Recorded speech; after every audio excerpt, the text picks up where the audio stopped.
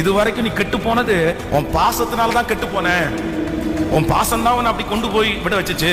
நீ சிலர் மேல வைக்க கூடாத நபர்கள் மேல, தேவையற்ற நபர்கள் மேல நீ வைத்த பாசம் உன்னை பாவியா தள்ளிருச்சு. இன்னைக்கு மற்ற ஜனங்களுக்கு முன்பாக உன்னை பாவியா காமிக்குது.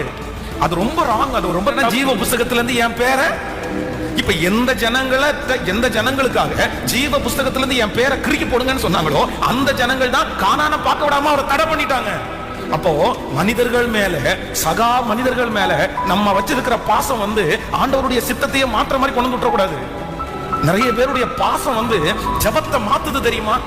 அது ரொம்ப கொடுமை. அவங்களுடைய முடிகள் எல்லாம் எடுக்கப்படும் போது அவன் தரையில இல்ல, பாயில இல்ல, வேதம் சொல்றது அவருடைய மடியில படுத்து கிடந்தானா.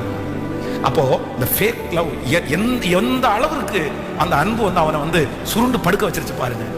சில நேரத்துல நம்முடைய வாழ்க்கையில ரொம்ப கவனமா இருக்கணும். தவறான அன்பு உங்களுக்கு ஆரம்பத்துல